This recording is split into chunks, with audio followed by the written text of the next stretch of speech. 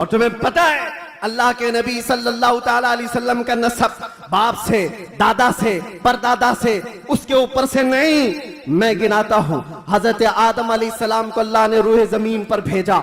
आदम अलैहिस्सलाम की पेशानी में मेरे मुस्तफ़ा का नूर रखा। आदम अलैहिस्सलाम की पेशानी से नूर मुस्तफ़ा मुंतकिल होकर उनके बेटे हजरत शीस अलैहिस्सलाम के पास आया।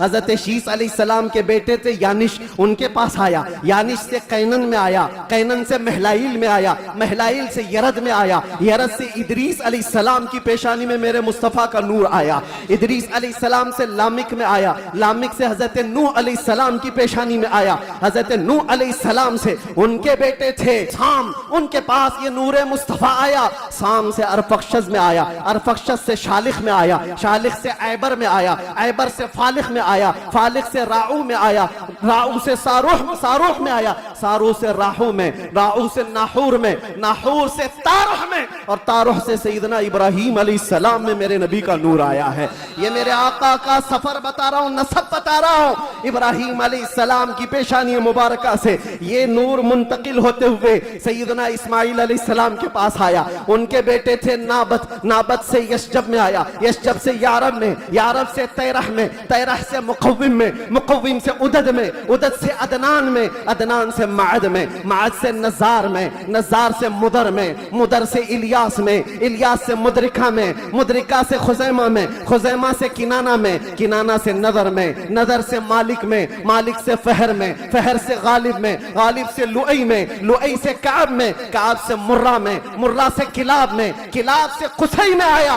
कुसई से अब्द मुनाफ में आया, अब्द मुनाफ से सैयदना हाशिम में आया, सैयदना हाशिम से सैयदना अब्दुल मुत्तलिब में आया, सैयदना अब्दुल मुत्तलिब से सैयदना अब्दुल्लाह में आया, सैयदना अब्दुल्लाह से बीबी आमिना के पेट में आया, और 12 रबीउल अव्वल 20 अप्रैल को इस दुनिया में वजूद पजीर हुआ।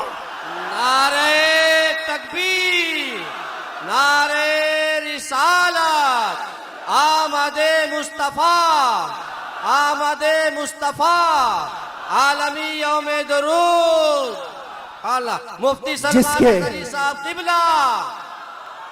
जिसके दादा का नाम बताना हो वो इतने लंबे शजरे पर सवाल उठा है, जिसका हर बाप महफूज। कुरान कहता है वह तक़ल्लुबका फ़ी साजिदीन। मैं उनसे भी कहता हूं जो दिल में बुग़्ज़ व अदावत रखते हैं और चेहरे पर मुसलमान बने फिरते हैं।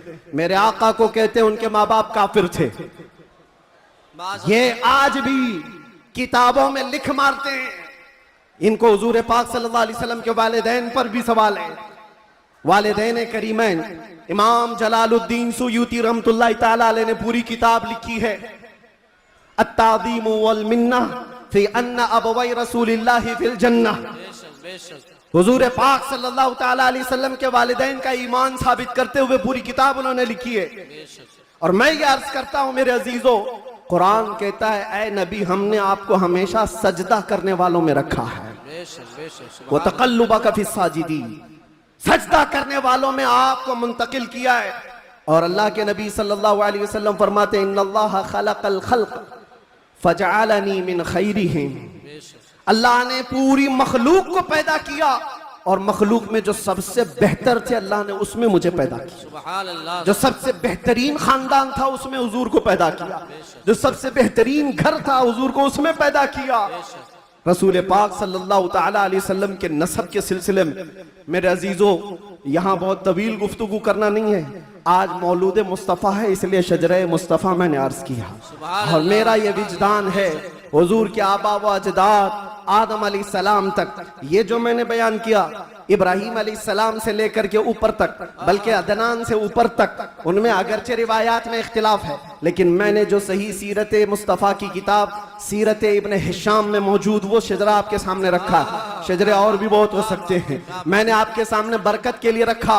और ये मेरा गुमान है कि इन नामों में अल्लाह इतनी बरकत अता फरमाता है कि साल भर तक अल्लाह हमें बलाओं से महफूज भी फरमाता।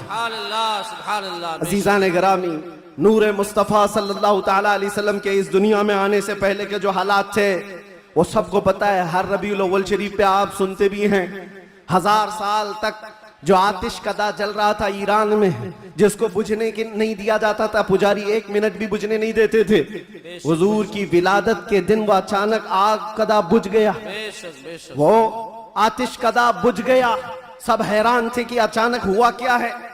और बुहैरा सावा समावा 2 नदियां हैं जिनके मुतालिक कहा गया है, एक नदी ऐसी है कि जो कभी नहीं सूखी, वो सूख गई एक ही दिन में।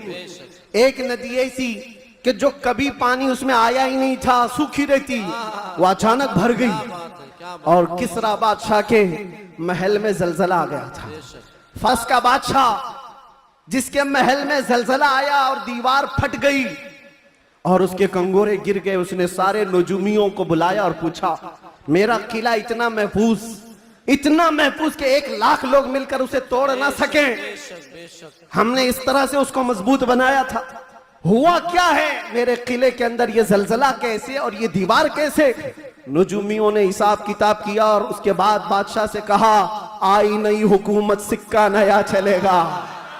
क्या बात है, यही जवाब दिया होगा उन्होंने, आई नई हुकूमत। आज अरब में एक बच्चा पैदा हुआ है जो कुफ्र और शिर्क की जुल्मतों को दूर करके नूर का उजाला लाने वाला है, नूर वहदत का उजाला लाने वाला है।